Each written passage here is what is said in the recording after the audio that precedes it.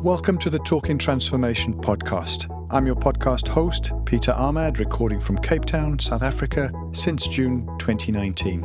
The Talking Transformation podcast provides an open and accessible platform for built environment professionals and interest groups to share their reflections and aspirations relating to the transformation of places and spaces in South Africa. It's intended to be a celebration of the individuals and community groups who are supporting formal and informal processes that are addressing the challenges of South Africa's history and shaping the future of our neighbourhoods and cities. We're straight into the second of three podcasts recorded at the City of Cape Town's Spatial and Planning Urban Design exhibition that took place between July 27th and August the 2nd. In our first episode, we heard from the management and organisation teams from the city's planning department, and in this second episode we shift our focus to the voices of the tertiary academic participants, the lecturers and the students who took part and exhibited and presented in the programme. The exhibition afforded the students the opportunity to present to a much broader audience and test some of their theory and practical observations and the tools that they've developed with a broader community that elevated the discussions beyond the class crit session. It was evidently a great success and really welcomed by both the students and lecturers alike. In this episode, you're going to hear from 10 participants. They each take the time to introduce themselves, and I want to take this opportunity to thank all of them for taking the time to reflect on their inputs and to share their thoughts. As always, we hope you enjoy their inputs and the episode. So I'm joined here by members from the University of the Western Cape, as well as the Cape Peninsula University of Technology. Not bad. So CPUT and UWC, you're very, very welcome here. Perhaps you'd like to introduce yourselves, and then we can talk a bit about what you've seen today and what your students are presenting on. I'm Belinda Verster. I'm from CPUT in the Urban Planning Department. It's been quite an extraordinary opportunity for our students. Hi, I'm Cara van den Berg. I'm from the University of the Western Cape in the Information Systems Department. We're kind of working more what we call digital social innovation. Wow, okay. So we're designing more things like applications, Awesome. and websites and those kind of things, working with the community.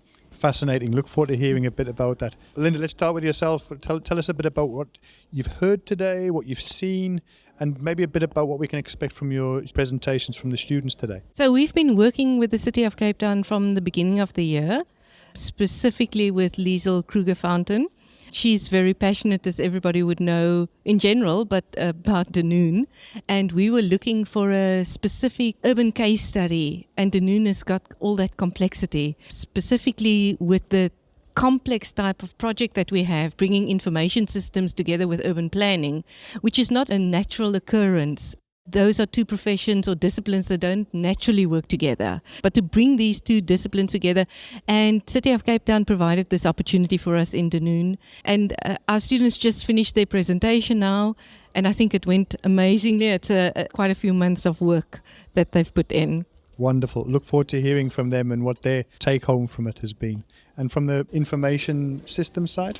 What we decided, it was quite interesting. We started talking, saying that when we look at our students, the urban planning students understand the problems in communities very well. But coming up with solutions is maybe not so natural to them. And I said, well, my students in information systems know all about technology, and they learn about technology and the impact of technology in business and society. But they often don't really spend enough time with a problem. They just come up with solutions because that's kind of how they trained. And then the technology is not really designed fit for purpose.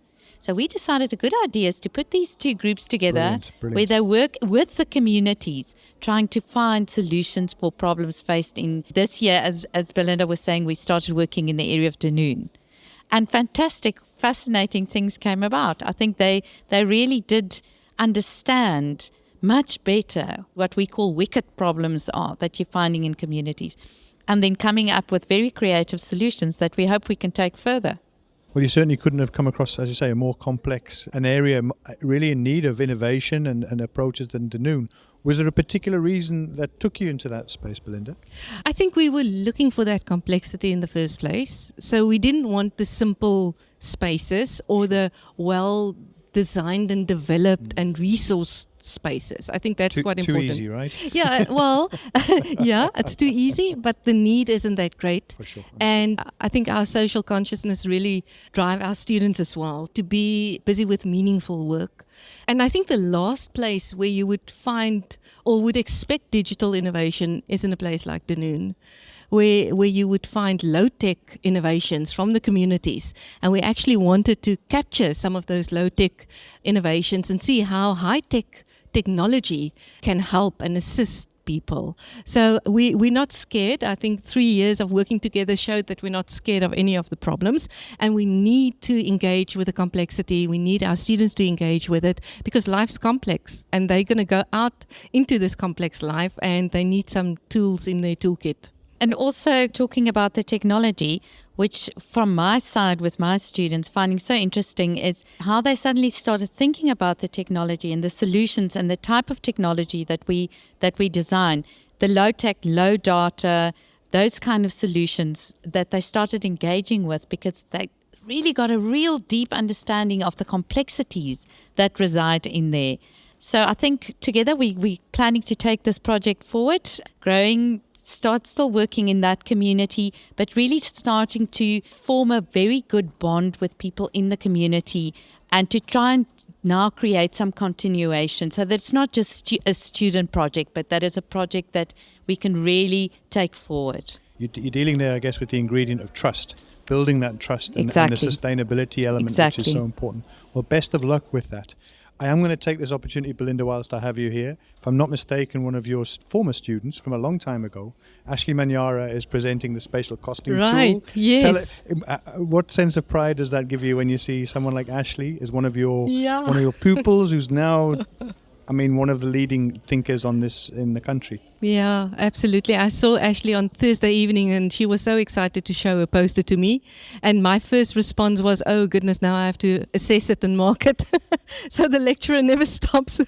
But yeah, City of Cape Town has got a lot of my students and it is like a reunion out there. So it's absolutely brilliant and I'm definitely dragging Ashley back to our department to come and present in our department. Fantastic. Thanks very much for sharing, and I think this is something I'd really like to pick up in more detail, perhaps on a dedicated podcast to talk about this collaboration and what you've got out of it. So the invitation is there. But for the time being, enjoy the rest of your time here. Good luck to the both of you. Thank you. Thanks for having us. So in our previous conversation, we spoke to two of the lecturers from CPUT and the University of the Western Cape, talking about the initiative in Dunoon, and it was really interesting to understand how the collaboration took place there and what unfolded in Dunoon. But we really wanted to understand from those who were doing it in the field, working with the community in Dunoon, the students. I've got 4 of them here. Welcome to all 4 of you. Let's just go through who's who. Clayton, let's start with you, sir. Yes, good day, everyone. My name is Clayton Lincoln Otto. Originally from Business Plain, so yes. Good day, everyone. My name is Ethan Orense. I'm a student at the University of the Western Cape and I reside in Athlone. Hi everyone, my name is Brent Barnard. I'm currently a 4th year student at CPUT, known as Cape Peninsula University of Technology. Hi everyone, I'm Michaela Swartz, also a student at the University of the Western Cape. I'm doing my honours in information systems. All 4 of you really welcome. You've just presented. How did the presentation go down? It was so nerve-wracking, but I think we all learned a lot from everyone else's presentation. It was really good to see how much everyone cared about the community of Dunoon and to learn everything that they've learned. What is it that you presented to them? What was it you were showing and telling today, Clayton? Our group presented regarding food vendors within Dunoon. We focus on the challenges and in innovation of where we can come up with solutions of how we can serve the residents and how we can partnership with the City of Cape Town or all stakeholders in a wider viewpoint. So yeah, that was my presentation that I shared on behalf of the group. I understand that it was a collaboration from sort of a design and planning space with what I would call more the IT and the app base. How did you marry these two things? That sounds fascinating.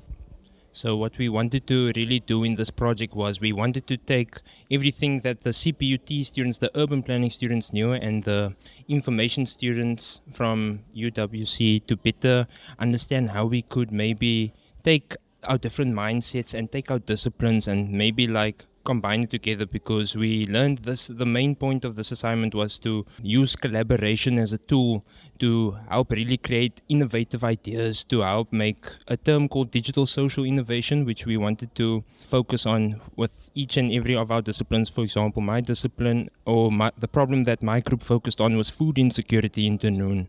And what we wanted to ensure was that we don't just make a one-time solution, but that we made a sustainable long-term solution through the power of technology while also understanding the problem itself a lot better. Also, Dunoon, it's not necessarily an urban planning issue as it's already an established community. It's not an empty canvas where we can plan and make it happen the way we want it to happen. So everything that's happening is already existing. We need to come up with solutions.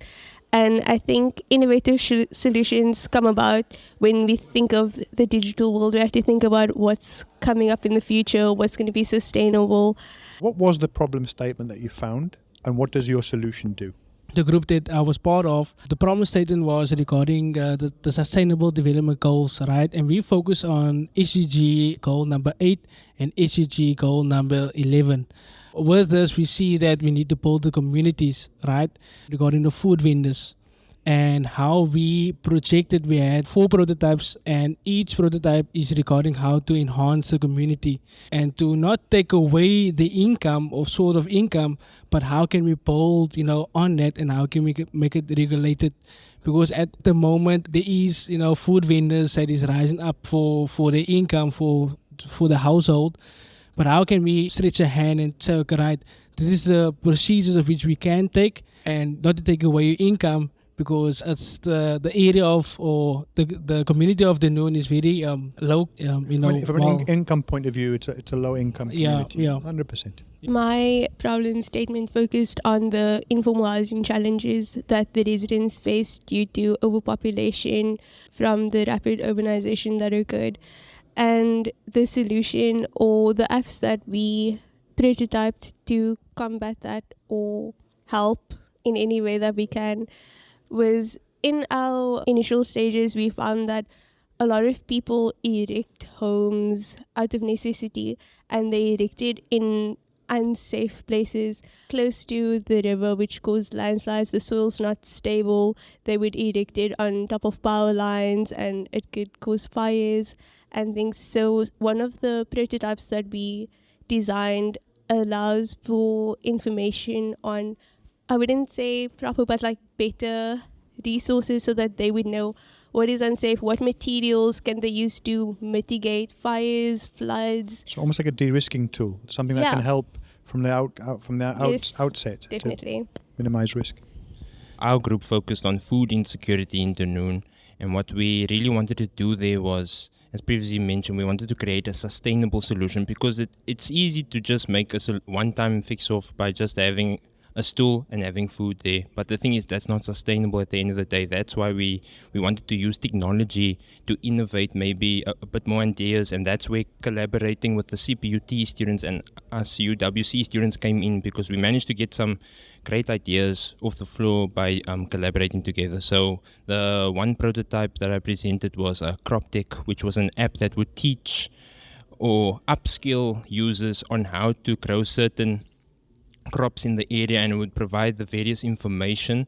And what we wanted to do was, because it's Dunoon, we wanted to make it user-friendly by allowing them the language feature, which would convert it to any language that they would prefer, because at the end of the day, there's no point in using an application and the user isn't happy at the end. And the second application was called Neighborly Noms, which was an application that was going to be the middleman between the local food producers and the food banks and those types of organizations.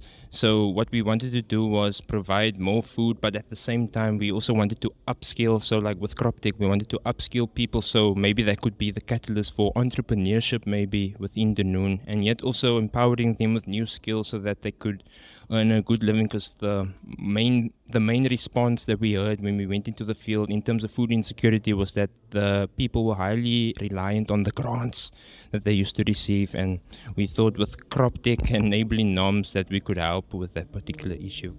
So lastly, our group focused on the natural environment challenges. So we specifically chosen water pollution within Dunoon.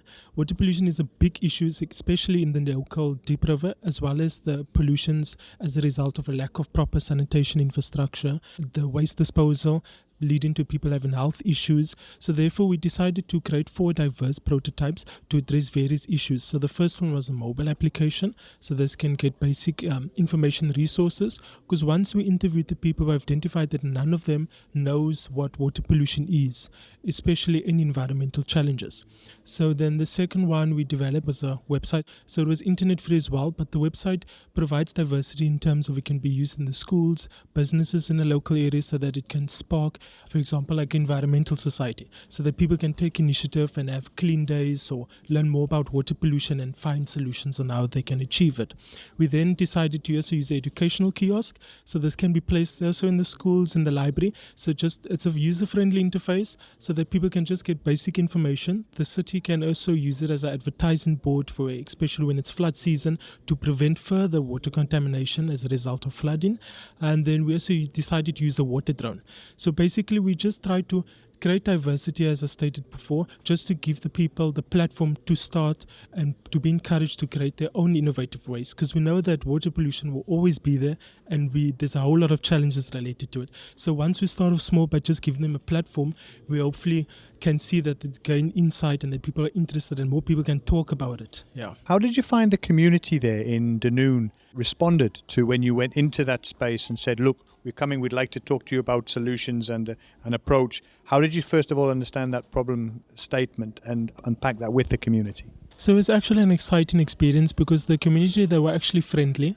They were willing to share their experiences, their stresses, their concerns, and it was actually grateful, because we know that some people are very shy to share their experiences, and they might think of a different perspective, or they think we're not here for the right reason. So yeah, it was really exciting. We gained a lot of information. We've learned a lot actually. Yeah.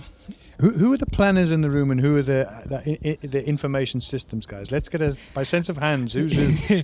Okay, so Clayton is speaking here. So I'm the urban planner student, and then as well as Brent, who just spoke now before me. And Ethan and I are information systems students. Tell us a bit about finding each other and finding out how this collaboration between your disciplines was going to work, and how do you think that it could start to become? Could this be a business that you could start to think about combining these two and going into a very different space and place for your career going forward?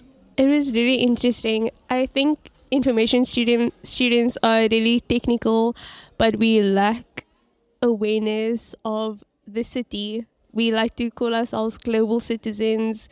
We like to think of what solutions we could invent, but we often don't think about what's happening in our own backyard. And urban planning students helped us a lot with that. They informed us about policy, legislation. It really was a well-rounded collaboration, I think. Brent, the future, what do you think? Yes. So from an urban planning perspective, it was really exciting, because as urban planners, we're always there for the people and the community. So we're always flexible and we're productive and we're resilient, so meaning we can adapt to anything. So especially introducing the digital innovation from the information systems, it broadened our perspective on various issues and ways how we can achieve greater communities, such as Dunoon. Where can people find out more about what you've done there? If it was an app that you developed, was it some sort of web-based? Was there something that people can actually go and visit and see what you've done, or what's the approach there, Clayton? Okay, so at the moment it's just prototypes, so we have not invented it as yet. If anyone wants to fund us, please. So it was just an idea, and we can just see, I always believe that we must start somewhere, and by doing this we all start in somewhere. So if it takes off, it takes off. But yeah. So okay, let's take it one step back. You've got a proposal. It's in, what do you call it, beta form, is that the fancy word? And you want to do something with it. You want to try and get some funding to support. Where can people get hold of one or all of you that they could understand this? Maybe they hear it and say, this sounds fascinating. So what's the pitch first? And second of all, where can people get hold of you? The best way to get hold of us is through Dr. Belinda and Dr. Caroline, as they will inform us about if they need information or anything regarding the prototypes. But the website is in development currently with all the projects relating to the exhibition on the noon, with all the groups where you can find all the information. But Fantastic. It's still in development as we speak. To all four of you, it sounds like you've had your work cut out. Well done. I'm sorry I missed your presentation whilst we've been interviewing, but really I hope you get lots of great feedback. I hope also you get a chance to have a look at what else has been showcased here today and take something away as much as you contributed. So well done. Good luck to you, and I'm looking forward to seeing where the four of you go. It sounds like you've got a fantastic future ahead of you. Keep safe. Thank you. Thank you so much, and thank you for the opportunity. Absolute pleasure. I'm now joined by members of the University of Cape Town's Urban Design lecturing team, as well as one of the participants, one of the students who's presented this morning. Welcome to you both. Perhaps you'd just like to introduce yourself, and then we can talk a bit about what you've seen and what you've presented this morning. Hi, my name is Catherine Ewing. I am the convener of the Master of Urban Design program at the University of Cape Town. Hi, I'm Lee, and I've just graduated from the MED program, and I'm very happy to be here. Well, let's start with you first then, Lee. Congratulations. Well done. I'm sure that was a long slog, but hopefully it's paid off dividends and you're going to look back with a great deal of pride. And you presented some of that work today. Tell us a bit about your presentation based around Philippi and some of the roads in and around that space. I think just landing in Philippi was a challenge, and I think that it's a complicated area to kind of navigate, and there are a series of issues that need to be unpacked quite delicately and with a lot of kind of intent and engagement with community, because I think that's a big portion of it. And in terms of the theory that you've taught across to students like Lee and so forth, how important is that to get that foundation right? And how does it feel when you see one of your students actually come into a space like here at the Civic Centre and start to present that to people who've been working in the field for many, many years? I think it's really important to understand that the projects we do actually have practical application. And Lee's project brought around these issues of incremental urban design, which are fundamental for dealing with in our cities, which are so resource hungry and in need of practical approaches to environments and where there are very complex conditions, informality, and environments that have high crime. So I think Lee's project brought around some practical strategies, spatial strategies for intervention. And seeing the work today was really fabulous. One feels quite proud of your students when they're presenting, but also I think it's really nice in terms of the way that the opportunity that students have had today to showcase the work that they've done that normally stays within in the universities. So that is a very important point, is to kind of get it out there. So from that perspective, it's really exciting to see some different kind of urban design work that's coming out through the students. And I know it's early days. I think you probably came in, set up and presented. But Lee, I mean, anything that you've seen or that you've heard since your presentation today, or something that you really have come and would like to engage with further with the departmental representatives here today? There was a conversation that I had just a little bit about women in the spatial sphere and like how to better look after women in cities. And I think that is something that I'm quite interested in, and I think we should focus a bit more on. Is that something that you touch on in at least the theory side? It's certainly something we would like the students to actually actively engage with. There are many multiple complex issues in terms of what our cities offer us, so absolutely. Anything final before we wrap? No, just massive gratitude and thanks to you guys for having us here and the opportunity, and thanks to you for being willing to have a chat. It's absolutely my pleasure. Great. Really exciting to be in the space, and I hope that it happens again next year. Whether they realise it or not, they're setting themselves a benchmark here, which is going to be year on year. I mean, this is it's a landmark event.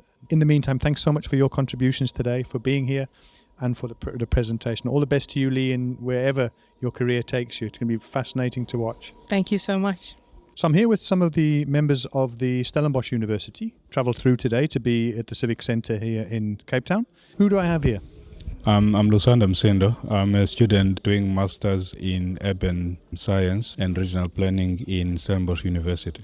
Morning, Pete. I'm Donnie Duplessis from Stellenbosch University, from the Department of Geography and Environmental Studies. And we run a master's program and some other postgraduate programs in urban and regional planning.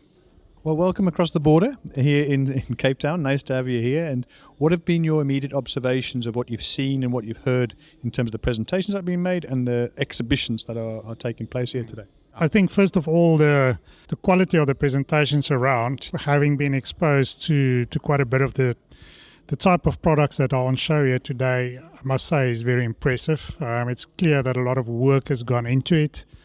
And from a personal interest point of view, the use of information and evidence-informed type of planning is something that really impressed me from the presentations. And I think just generally walking into the building this morning, one got a sense of an organization where people is busy doing productive work and are proud of what they are doing. As Dr. du Plessis said, the amount of information that is presented, it shows what is important in the communities. More especially how the communities are relating to space and how the communities can be involved and being part of planning processes. How important is it to link that idea of the town in the gown, i.e. where the academics has its place? I think we talked about this last week, Dani, about the academics' perspective and then the practical coming into actually the doing and working with the communities and actually implementing projects with budget, etc. Any reflections and thoughts on that strength and that linkage between the two institutions, which are obviously vital, the academic sector as well as the governance sector? I think it's something that I've personally always been quite passionate about, is to get an improved working together of the academic sector and what is generally referred to as practice.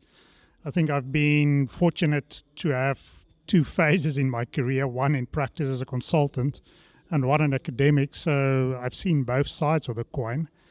And I think really the benefits that can be obtained from working closely together rather than to see it as a type of a dichotomous situation where academics write their papers and people in practice do the real work is actually taking us away from what the primary focus of the profession should be. So I think really getting the two closer together is something that I've always tried to focus on. I would like to echo that, because it's not a matter of closing the gap between the two, but it's the interface, how the two are working together. Because the plans cannot be just good on paper. They must also address the realities, the lived realities of the public. That is how the value of planning can be obtained. We have presentations this afternoon from the University of Stellenbosch. Do you want to tell us a bit about what the audience and those attending will get to see and hear? Yes, we've got two presentations from two students as part of the program. The first presentation looks at the impact and the relationship between crime and the built environment, which is not really a new topic. It's been researched in the past, but what this study is trying to achieve is to quantify statistically what is the relationship between spatial patterns of crime over a 10-year period and the key aspects of the built environment. With the primary purpose, if we control for socioeconomic conditions, what impact can we have through planning on crime in the long term? That is the first presentation. And then the second one looks at the provision of informal sports facilities and what the relationship is between formal standards, formal planning standards, and as Lusanda said, the lived realities of lower income communities, specifically in terms of creating their own facilities, and to try and put some quantified analysis on this important matter. Lusanda, anything you'd like to add? Yes, without giving too much away about the upcoming presentations from our department. I think what is important is how the infrastructure is impacting on the social aspects of the communities, how that can be improved to manage those social aspects. Anything else that you're particularly looking for from this next few hours that you're going to be spending here, or anything that you've picked up from the presentations and, as I say, those exhibits outside? I think from my side, one of the important reasons for us being here today is to expose the students in the program to the actual real world of spatial planning and the various elements thereof. We're right in the middle of a module at the moment where we are talking about the processes and the products related to spatial planning, and I think The opportunity today is really at an ideal time to infuse some of the practical realities of the students and indicating to them, what it looks like in the real world. From my side, really looking forward to hearing what the Stellenbosch presentations are, and certainly the way you've introduced them. There's a lot to be looking forward to, and thank you very much for your time. Enjoy the rest of your day with us here in the city of Cape Town. Thank you, Pete. We hope you enjoyed this content of the Talking Transformation podcast. Please feel free to give us feedback via our Twitter platform, that's @TalkingTransfo and the number 1, or alternatively via our email address talkingtransformation101@gmail.com. Thanks and recognition also to Tribal Need for allowing us to use their track Flags as our introductory and closeout music on this podcast.